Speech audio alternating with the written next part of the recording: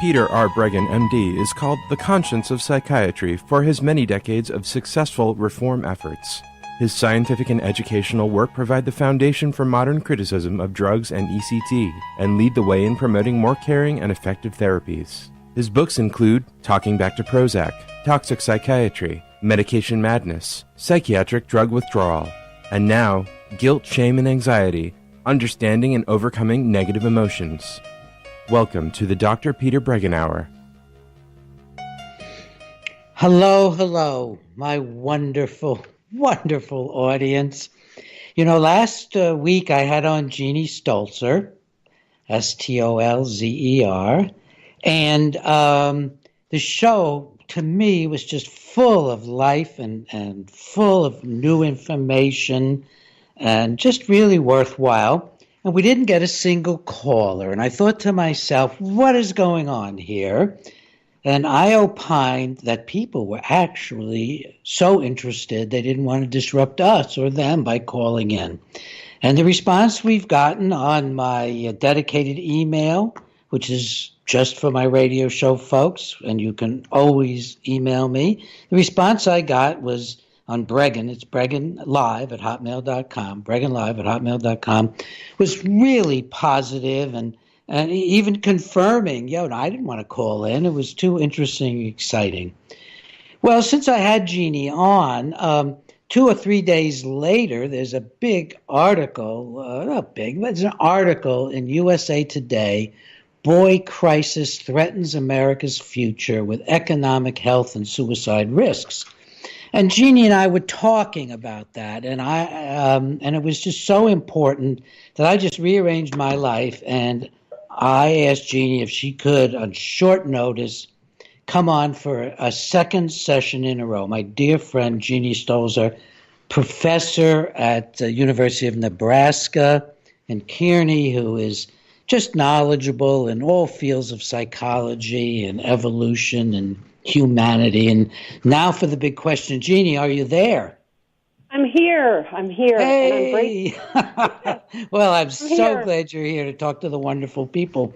Jeannie, I didn't get a chance to tell you, but I got some fairly long emails just thanking me for having you on. And I might get a chance a little bit later maybe to read some of them, or heck, I could read them another day. But right now, let me get through my intro, and then we're going to leap into talking about this issue. And Jeannie, did you get a chance to see the USA Today? Because I thought I would quote some things from it. Yes, I did get a chance to look at it. Okay. What I didn't get a chance to do was read it in depth, but I've got the main thrust of the article, that's for sure. That's for sure. Okay. Well, folks, just to get you started again, this is the Dr. Peter Breggin Hour, and you call in at 888-874-4888. So today we welcome more callers, 888-874-4888. And also, Jeannie, the numbers for last week's show were very, very good. So people just were so glued to it. And believe me, you're going to enjoy it for a second time around today. Remember that this show is archived on Breggin.com, Breggin.com. And today is April 10th, 2019. So you know if you're listening live. And if you're not sure how in the world you tuned in, we are on www.prn.fm, and I'm a psychiatrist and a reformer, and you can learn all about me on Breggin.com, and also sign up for the free frequent alerts. We get thousands of people every day going to those frequent alerts and going to the website, and I'm just glad to have all of you there. And one of our new things is breaking news, and every day we have new stuff up from our perspective, looking at what's out there in the news, what's out there in the air, in the stars, wherever we pull it from, but new information on issues surrounding psychiatry, cutting-edge psychiatry, pioneering psychiatry. The boy crisis was very interesting. It's an article by Warren Farrell, and in USA Today on the 7th. Oh, no, on the 9th. Golly, it was just yesterday, on the 9th. And he talks about this astonishing disclosure by a Federal Reserve chairman that young males are not looking for work. They're being addicted increasingly with drugs. They're unprepared for transition to technology. And it's going to be a national security program because, we just won't have young men to do the things we need done. It's a crisis in our education with many of our boys not proficient, over 60% worldwide, but very high in this country too, in the basic IQ aspects of intelligence. Gives some statistics on the increasing suicide rate among boys, and that in the older boys group up to about age 19, it's several times higher than in girls, and then gets up to 4.5 times that in the 20 to 24 group. And he quotes some of the various views out there, the Me Too campaign, that many people favor that, and but raising the question, but should I worry about my son? And I think you'll be hearing from us that, yes, we think there's considerable fear being engendered in our young people. On the other hand, people are saying just, get over it and adapt to the Me Too era. Other people are pointing out that this idea of toxic masculinity is incredibly destructive and is already having its effects. Male life expectancy has gone down just a slight bit, 0.2 last year. Women's life expectancy is at least remaining the same. And then boys being ashamed of themselves, boys being just flat out ashamed of themselves, the way they're portrayed. Now, the other side of this is that what boys really need, among other things, is men in their lives. They need fathers. We have dad deprivation. I've called it DAD, Dad Attention Deficit Disorder, DADD. We find that boys who grow up without men by age 9 is going to show up in their health not being as good, their potential for longevity not being as good. And, of course, we just need to do a lot of work encouraging families to stay together, encouraging fathers to stay in their lives of their children, and so on. And, of course, girls don't do well when deprived of their dads either, but the big discrepancy is in boys who are deprived of their dads. There's been a lot of calls for a White House Council on Boys and Men. Whether that would do any good or not, I don't know. But I think we need to be talking a lot more about giving our boys more confidence in being boys, being themselves, being how they were meant in evolution to function, and not how in some ideology, which is really stripping young people of their confidence, I believe.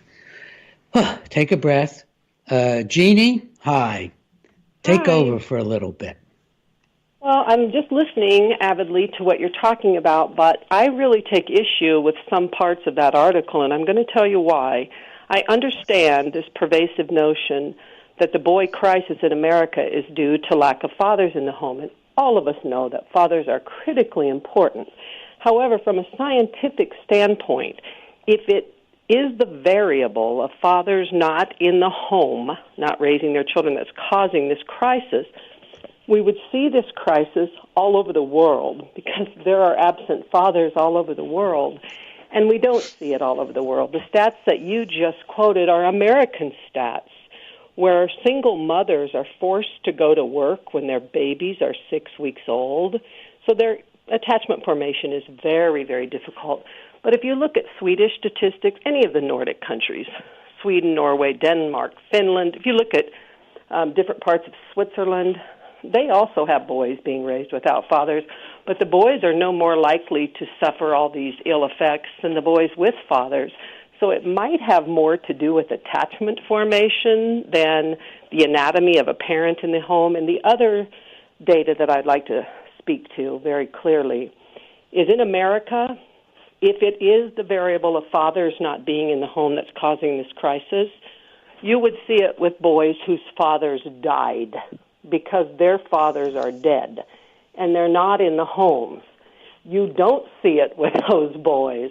So their father's absent. So if the crux of that article is correct and it's the absence causing all of this, then you would see it with boys whose fathers are dead. And the data doesn't support that. What the data clearly supports is that those boys whose fathers are dead do better than those whose fathers left for divorce or abandonment, and that clearly points to social structures and how we view the child different.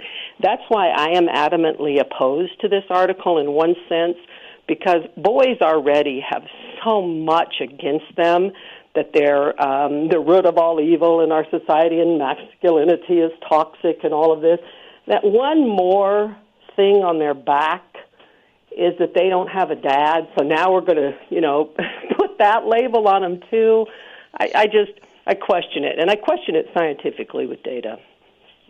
Well, I don't want to spend too much time on this, but you know this data much better than I do, but I think it has a potentially different interpretation, which is it's the betrayal of a father being gone is even worse than a father dying. So maybe think about that, and you could respond now or later, but I think it's more the betrayal.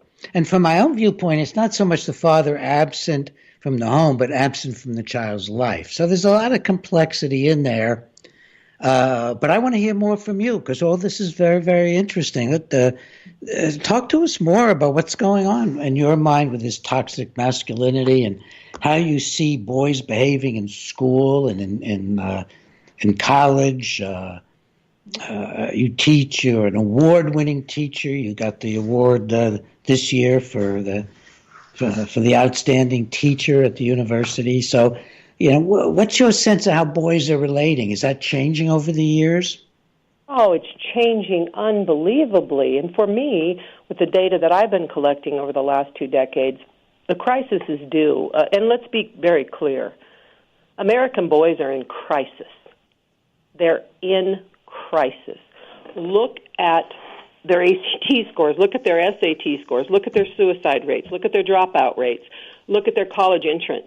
Look at their college graduation rates. I mean, look at 91% of our SPED kids, our special education kids, are male. 93% of our boys who are drugged and labeled, 93% of our children who are drugged and labeled are boys. They're in crisis. Make no mistake about it. They are. But no one's talking about it because it doesn't fit with our culturally correct scripts. So in the data that I've collected over the last 20 years, it looks to me like the crisis is due to the meteoric rise in labeling and drugging of boys at earlier and earlier ages. We're getting them now in early Head Start. These are 18-month-old babies, and they're already labeled 4 years before they get to a school. So when you want to talk about teacher expectancy effects, and we're not doing this to little girls. Now, of course, we do drug young females, but we wait 13 or 14 or 15 or 16 years, and we get them with very different drugs and very different labels like anxiety and depression. But we leave them alone for those 14 or 15 or 16 formative years where the brain is developing at accelerated rates. With our little boys, it's getting earlier and earlier. Now, you tell me, if you're told from before the time that you can walk, that you're developmentally delayed, you're behaviorally disordered, you're psychologically disturbed, you're carrying all these heavy burdens on your back, do you really think that you have the self-efficacy to believe that you can be successful in school, never in a university? I mean, that's where our boys are. That's the boy crisis here. And we are refusing to even look at it. So we want to bring in all these tangent things that, we don't see that in other countries. So I'm interested in the labeling and drugging of young males, and I'm most interested right now about how we perceive maleness. It's become evil. And it's become dirty, and as the American Psychological Association, it's harmful. We're in trouble. And how are we going to dig out of this? Now, what do you run up against when you speak out like this in a university environment? You're in a more conservative area of the country, a middle of the country, kind of. Kearney, is Kearney sort of near the middle of the country? So certainly in the. Yeah, it's right at the height of flyover country, doing an arc from New York to L.A. And what kind of responses are you getting there? What kind of responses do you get at conferences that you go to? Very favorable responses, but more like absolute astonishment that you have the guts or the gall, whatever you want to call it, to speak like this. But the data doesn't lie. 92% of our kids who are labeled as SPED kids are male. That's just a fact. You can hate me for talking about it. You can hate me for bringing it out of the shadows. But it's a fact. The fact of the matter is most little kids who are drugged and labeled are our boys. And so I get this kind of astonishment, like, God, did you really have the guts to just say that out loud? And I always distinguish between facts, theory, and opinion. In every single paper I present at academic conferences, and every single day in my classroom on the board is a normal distribution curve, so we can always see there's outliers, and the words fact, theory, and opinion, so that we can distinguish between those three things. How are boys different in your classroom? Can you tell us more detail about that? I think once upon a time you and I talked about that. I think it was a couple of years ago, and you had some really interesting things to say. Well, I will tell you one thing, and I know this is going to start an explosion when I say this, but it's my life experience, and it happened to me in a classroom. I was talking one day about something, very, very serious and controversial, and I noticed that the young males in my class were not saying a thing. So I went to one of them and I said, what do you think about this? I haven't heard from you. It's important. I need all my students' voices. All voices are, they matter. They're important. He looked me dead in my eye and said, Dr. Stolzer, all my life I've had white privilege, and I'm a male, so I can't speak to these issues. And I could not believe my ears. I said, without really thinking, who told you that? Who told you that your voice didn't matter? I was in marches all through the 70s so that every voice mattered, not to silence that voice or that voice or that voice. I was marching so all voices matter. But now we've convinced a whole segment of our population that you need to be quiet. That's dangerous. It's so very dangerous. It's so interesting. It's it's like a backlash that's gone overboard. When I was a much younger man, there was a lot of literature out showing how boys dominated classroom discussions and girls were reluctant to speak out, and it looked to me like that was legitimate research, and I'd be interested in your feedback. I suspect it was really what was going on back then. And now what you're saying, it's been reversed. The backlash has gone to the other side completely. I'm so glad you brought this up because this really is the history of how we got to the boy crisis. Now, let's be really, really honest. Throughout 99.99999% of human history, females have been discriminated against. They couldn't own property. They couldn't vote. They couldn't go to school. They could be assaulted and raped. We all know that. That's a fact. Nobody is arguing that. However, in the early 1970s, you remember Dr. Carol Gilligan, women's studies professor out of Harvard? Oh, yeah. Very, very prominent academician. She did 2 case studies. Now, me and you, because we're academics, know what case studies are, but Lots of people don't, including our lawmakers. A case study is an in-depth study of one individual. There is no generalizability to it whatsoever, none. So she did 2 case studies, and in her case study she found that these New England teenagers, I think one was 14 and one was 16 females, white, Connecticut, born and raised females, felt that there was a masculine bias at their school, that they didn't matter, that there was these glass ceilings, and the teachers paid no attention to them because they were female. So Gilligan writes this up, and as a result of those 2 and gets them published, by the way, so good luck to any academicians out there that want to get case studies published today. It doesn't happen. So based on those 2 studies, Gilligan and some other cohorts lobbied Congress, the National Association of Women, university professors, and those types of groups, and they lobbied Congress, and that's how this got started.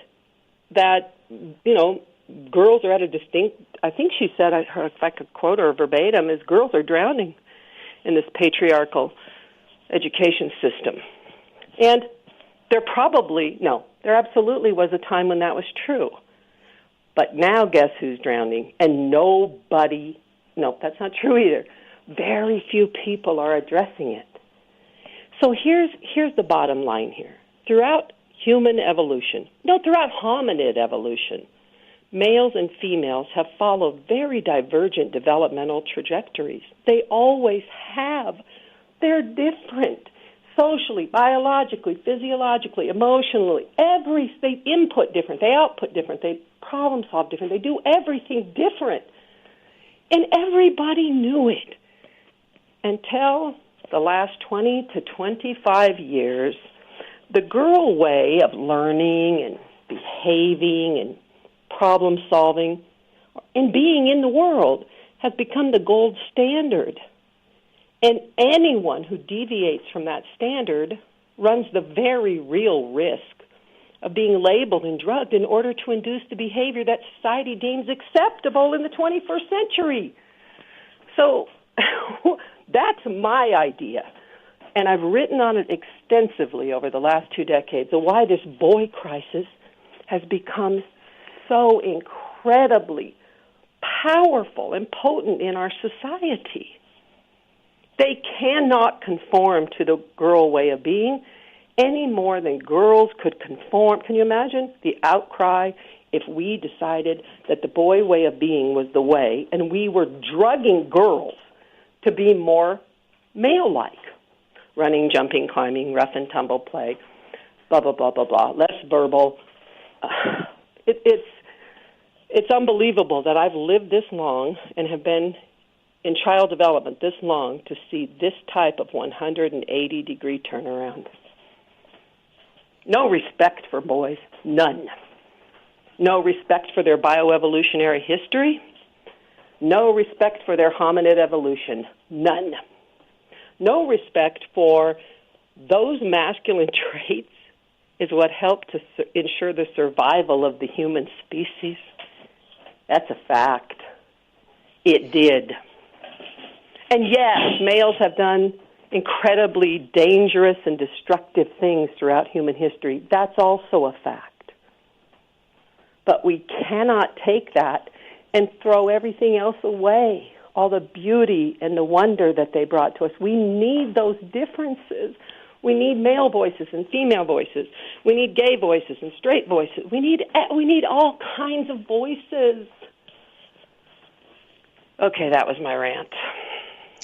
That's just beautiful. That is so beautiful. You're really, really, really eloquent today, even more than usual, my dear friend Jeannie Stolzer. Jeannie Stolzer, Stolzer, from the University of Nebraska. The call in again, 888-874-4888.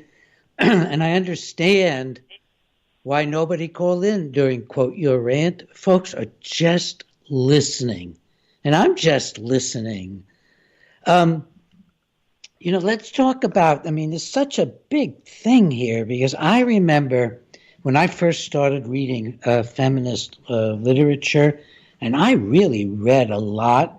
In my book, Toxic Psychiatry, I have a whole chapter on female behavior of being docile and quiet and so on. The stereotype was what psychiatry tried to turn everyone into. But I wasn't thinking about how much more is being imposed on males. I was thinking about it more globally. And I read about patriarchy, and there just was no doubt in my mind, and I think it's still true, that due to the differences in male and female, which were fine in extended families when we were hunting and gathering, but once we got into villages, the males just ended up dominating as soon as there were governments, as soon as anything got larger, as soon as there was a system or a bureaucracy. We really get patriarchy out of what was originally the extended family, in which the male might dominate in certain functions, but probably couldn't really dominate a great deal because individual families could move on.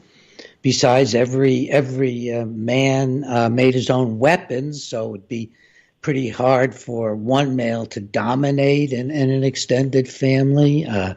I think there was more egalitarianism probably in these extended families. I'd love to hear from you about that. But once we started to get into these larger societies, we did develop patriarchy and slavery and widespread oppression of women and children. Does this sound like I'm making sense, Jeannie? And be direct with me. Yeah, I think it's making a lot of sense, and we sort of touched on this last week when we talked about this. And my view is that the dichotomy of the public and private spheres is when really we see patriarchy. Because if you think prior to the Industrial Revolution, I'm talking about worldwide, prior to the Industrial Revolution, males and females across all cultures, across all mammals, and across all time periods have had very, very different behavioral patterns they followed. Females, and you can see this in MRIs, and I mean, people used to get really mad at me when I would present this type of work, but you can't get mad at me for presenting neuroimaging studies. I mean, our brains are different. They really are. And of course, there's outliers. There's female brains that function much more like a male brain, and they're fine. And there's males much more functioning like females in their brain, and that's fine. But still, the fact remains that the majority of us have very, very different brains, males and females. So always we're doing very, very different things. Women, for example, can lateralize. They go back and forth, right, left, right, left. They can multitask really good, and that comes from our bioevolutionary history. Think about this. We had to nurture our children, nurse them, and weave the basket. We couldn't just nurture the children and forget to gather and weave, and we couldn't. Now, males, on the other hand, tend to stay on that right side, very clearly on that right side, because the things that he did, that's all he was doing. When he was hunting, he was hunting. When he was a warrior, he was fighting other tribes. He didn't have to lateralize. He didn't have to. So when the Industrial Revolution comes about, so all of those millions of years, they know in the family, his job, the male job, I shouldn't use that word, the male, the things that the male has to do, hunting, warrior, building, they're intrinsic to the family. They are. And what she's doing, the nursing, the nurturing, the basket weaving, it's intrinsic to the family. And they both knew if either one of these leave or dies, our family's in trouble. Then the Industrial Revolution comes, and man leaves the home for the first time in human history. See, before that, everything was done at home. If you wanted your children to learn, you taught them at home. If you wanted soap, you made it at home. If you wanted to eat a chicken, you raised it and killed it. Now, with the Industrial Revolution, he leaves the home, and he gets money. So he becomes a patriarch. That's when patriarchy begins, in my mind. Let me First of all, I think what you're saying is very important and is enlightening to me. I think maybe it's a two-stage affair because once we start doing agriculture and once we start doing raising animals for food and for milk, we have villages in which there are going to be large-scale wars, and no longer just, a tribe crosses another tribe or an extended family, another extended family, and there's a tussle of some kind, a sort of a territorial thing or a fear thing. But once you get into large societies, you're going to, I think, have extremes of male domination. If you look at the Incas and other pre-industrial revolutionary tribes and nations in Africa and the U.S., they have a sacrifice. Human sacrifice. I think that comes from a patriarchal viewpoint. I suspect that women become more and more subservient. So could it be a two-stage, Gina, that we're talking about? And then when they leave the home, which they would be doing somewhat in the village scene because people would be going out to do farming, people would be going out to work with the animals and so on. Can we push back the general development earlier? This came up last week, but I didn't bring it up, I don't think, because I find what you're saying so interesting. Yeah, I think it's a good point. I do. I think there probably are stages to it, and this probably needs to be looked at from a research perspective in much more depth. But I think one thing that's really, really important is that when you're looking at the advent of our species, men, the males of the species, who are the most virulent, warrior-like, most active, those were the men that were most sexually attractive to women. So those were the ones women wanted, the most socially and sexually desirable men, because those are the men that could protect that woman and her offspring. So that's been going on for millions and millions of years, and now we get to 2019 in the 21st century in America, and those very characteristics that were most socially and sexually desirable to females across all cultures are now deemed as pathological. It's a wild ride us humans are on, and I'm not talking about men who beat up women or men who beat up children or the infirm or the elderly. That's not a man. As a matter of fact, men like that, you talked about me being over in flyover country. We're in the old pioneer days out here. That's where the pioneers came in the wild, wild west. And in my neck of the woods, if men saw another man rape a woman, they'd take him out to the nearest ash tree and hang him. That was what men did. They weren't the rapers of women. They were the protectors. They weren't the beaters of young children. They were the protectors. So I think we've got our terms mixed up when we're trying so hard to define masculinity as toxic. Now, if I think back to the 1950s, I was in high school from 1950 to 1954, and I was president of the class a few times, and I had really a good wonderful social group. And I don't believe that women were getting bullied by boys, hardly much at all. We wouldn't have tolerated it. I certainly would not have. I would not have tolerated seeing a girl being intimidated by a boy. I also don't think we had the violent teasing and bullying of girl on girl, which is now a huge, huge problem. I see it in my practice. I saw it when my own children were young.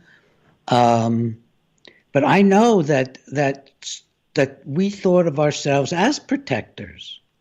That's right. You bring up such a good point. None of you young men back in the 50s when you're talking about would have ever permitted that. Never.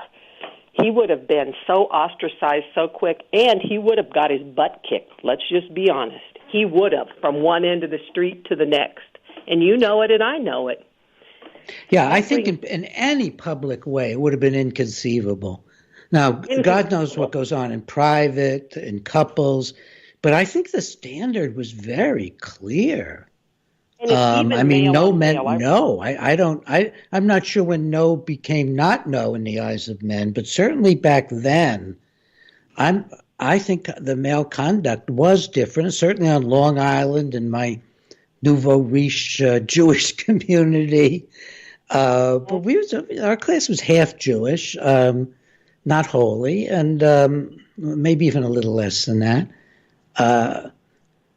Yeah, we did protect, and that was one of the roles I had for myself. Even though I wasn't very big, I was very early on a protector.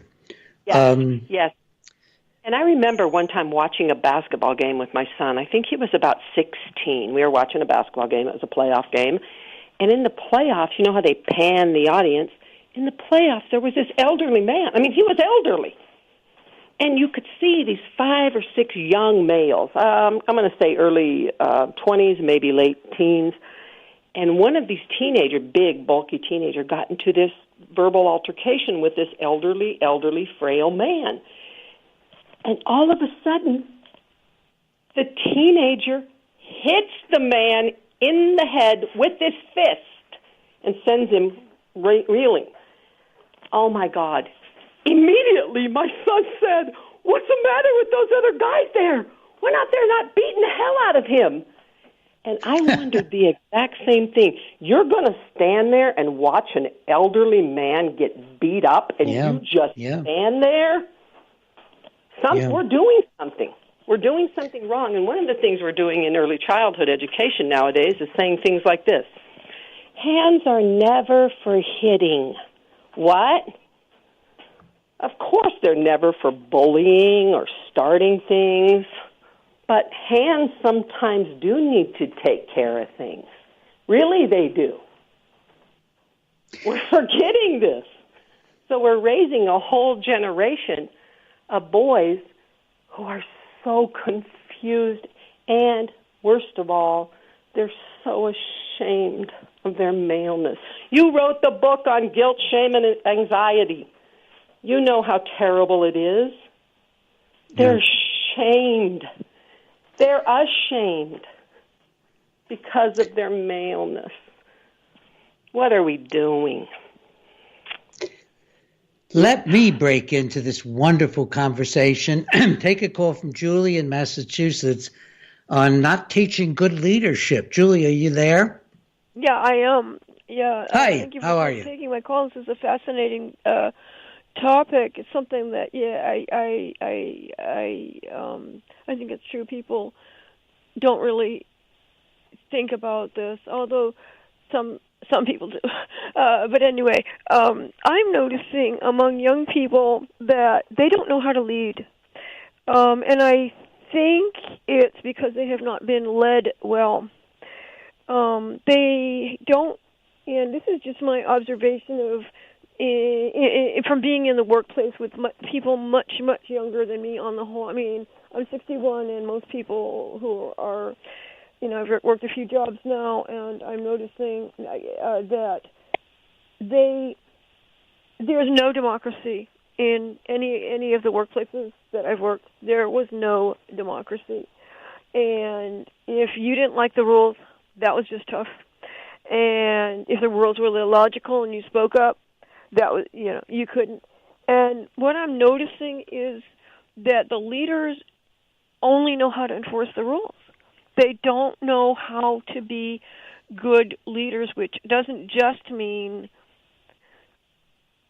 making a bunch of, enforcing the rules and knowing the rules by heart. That doesn't make a good leader. And they don't know how to support their employees in any way. And they seem to not allow for employee input. They don't know how to handle it. If you have a legitimate complaint, you can't go to your supervisor because your supervisor isn't going to understand how to deal with it. The supervisor is just going to say, well, these are the rules. And they don't know how to negotiate. They don't know how to set a good example because they have not been given a good example.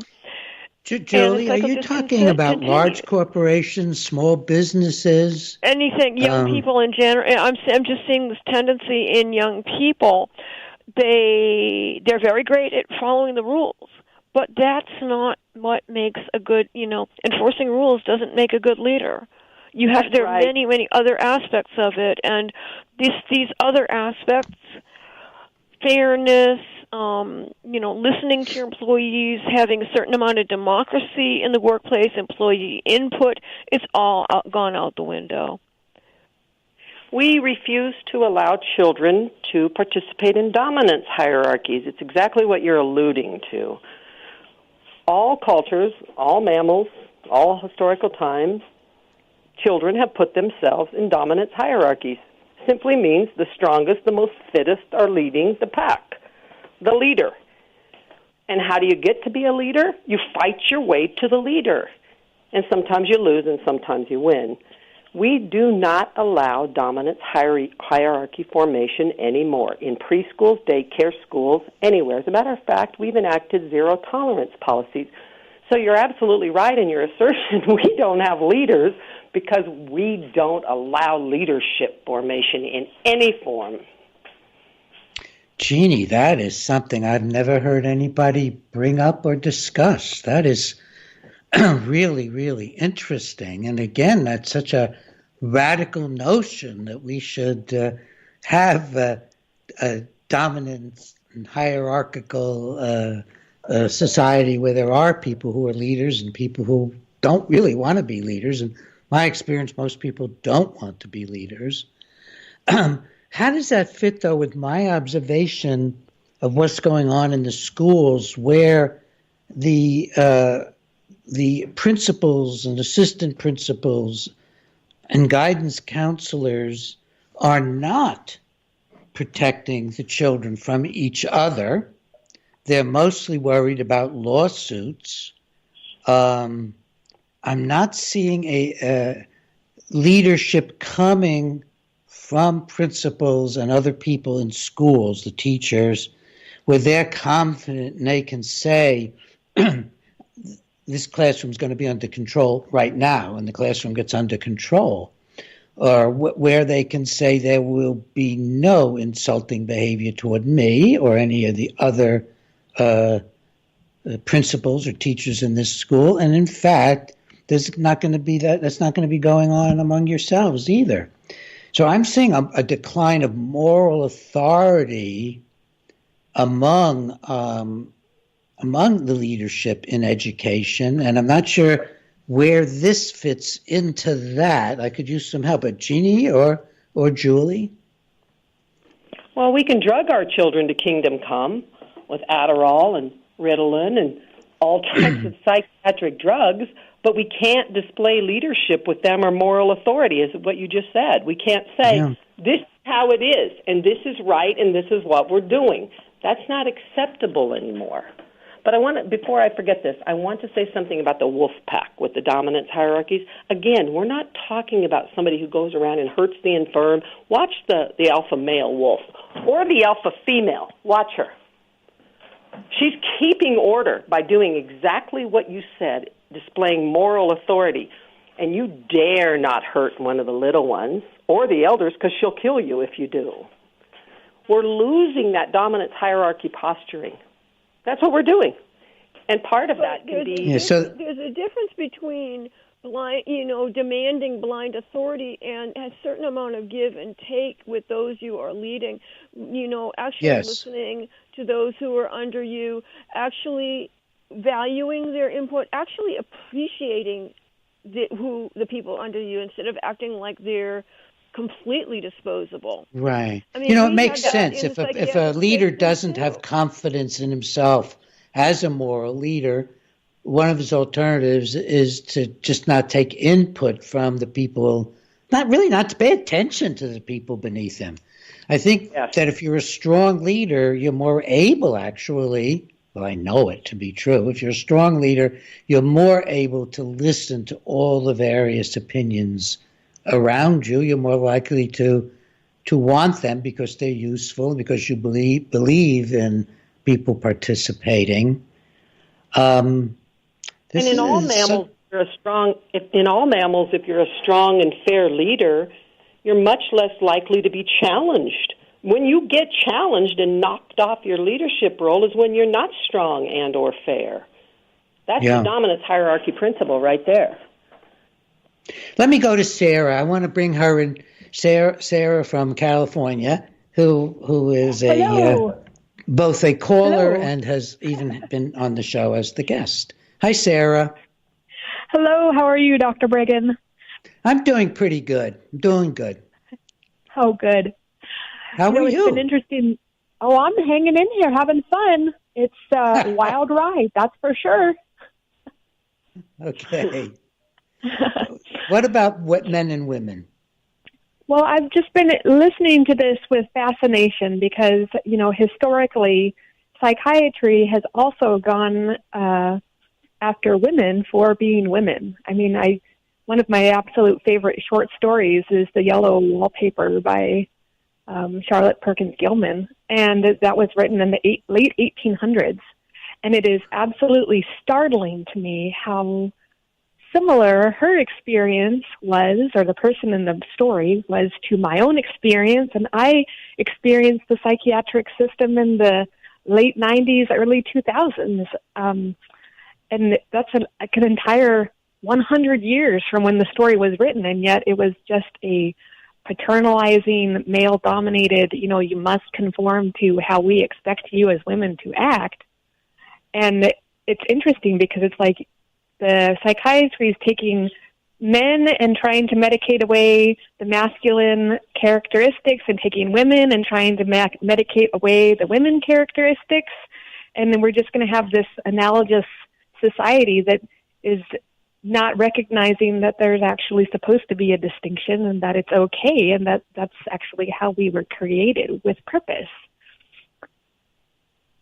Well, I think psychiatry comes down much harder on assertive women than on assertive men, for example. And I think that's where the patriarchy issue comes in, I think, to some extent. But psychiatry basically levels everybody.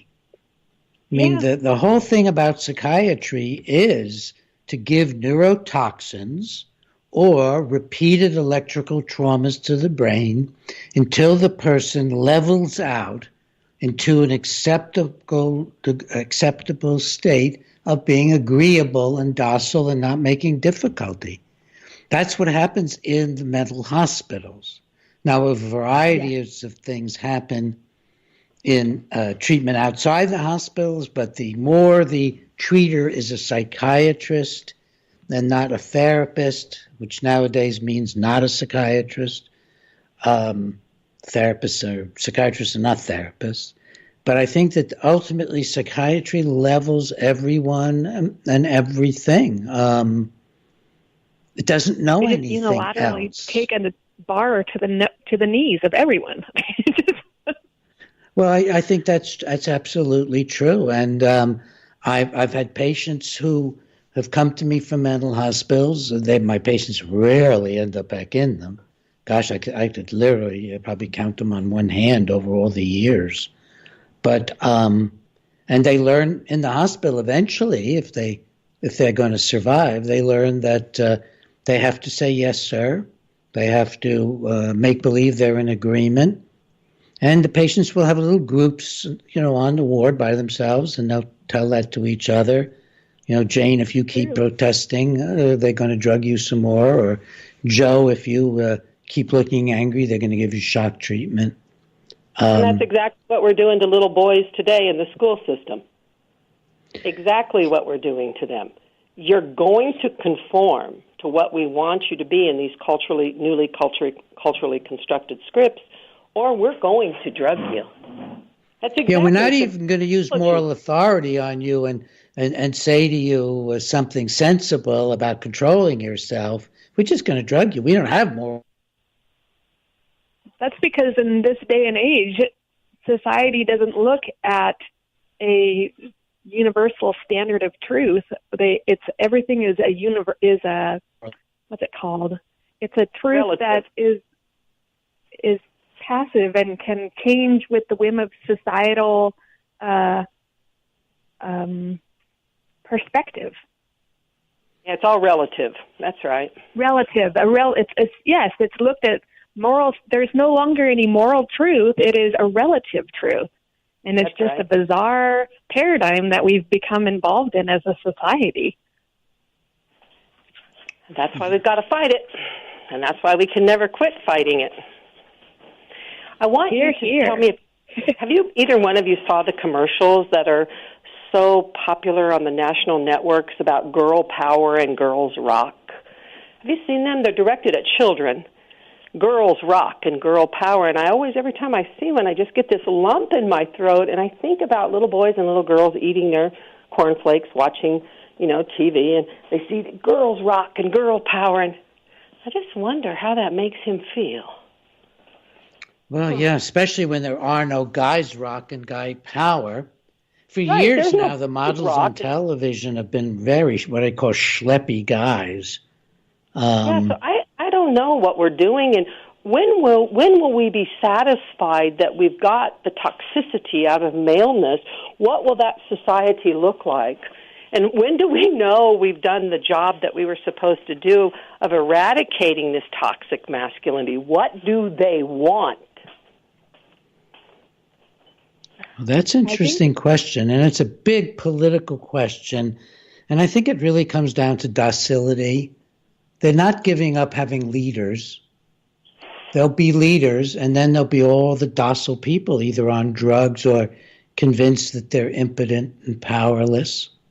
I think it's going to come down to that. I think that's where the thrust goes.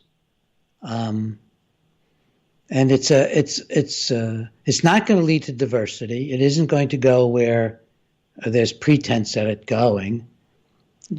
Diversity really allows for the individuality of people and the diversity of people, and for people expressing themselves in different ways. It doesn't come from humiliating one half of the population.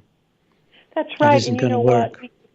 We give so much lip service to diversity. We're not interested in authentic diversity. If we were, we'd be teaching in our schools, and particularly in our universities, about gender diversity, neurological differences, hormonal differences, behavioral differences, learning differences in males and females, and I could go on and on. We're not teaching that. Well, actually, the funny thing about my I had the multicultural class, diversity class in my graduate program. And as I watched this class unfold, it was absolutely humorous to me, because every single presenter who came in to present about their particular demographic, regardless, unilaterally across the board, offended a different demographic in their presentation. So if it was a specific race, they'd offend the other race by downplaying them. If it was a specific cultural perspective or disability rights or religion or whatever, they would always bash another group in their presentation. And it was just mind-boggling to me to watch this class on diversity and witness every single guest speaker just slaughter another demographic that they didn't agree with. It was really bizarre. That is so important. The whole concept of America's strength was not from diversity. There's far more, and I'm talking now about really large-scale groups of diversity, was not from diversity. People came from diversity, huge diversity in Europe, huge diversity all around the world. Cultural clashes everywhere because of diversity, in part. And they'd come to America and they would adopt basic American values. They would keep their diversity culturally, but they would become a melting pot of people who believed in America, believed in democracy, believed in freedom of speech, believed in the basic greatness of America, which is now also being crushed. And look, if we end up with enough diversity, we'll be at war. We'll be having culture war, literally, not figuratively, but cultural war in the country. We really got to come back to believing in this great nation, and that diversity fits everywhere and anywhere in the nation. But you should be supporting the nation as the umbrella that protects this diversity, that allows for all this diversity. Does that make sense? Am I making sense? Yes, I think you're making sense. I think it's important to realize that as humans, we're more alike than different. And the more we spend time focusing on how diverse we are, I mean, in many ways we should be, but at the same time, it's very difficult walk to walk, because you need to remember that in your ability, your strength is in your diversity and in your unique qualities that every person and every cultural group and everyone has. And together, because we are more alike than different as humans, we can actually be stronger when we start focusing on what we can do together, utilizing our unique characteristics and strengths to become a synergistic effect. We have only about a minute left now. Sarah, thank you again for calling in. I want to leave you with what, for me, has been one of my most personally profound understandings. Not that I mean it's profound for the world, but for me. And that is that across cultures, across races, decent, good human beings have more alike than they will necessarily have with their own cultures and races. In my practice, where I've gotten to know people deeply,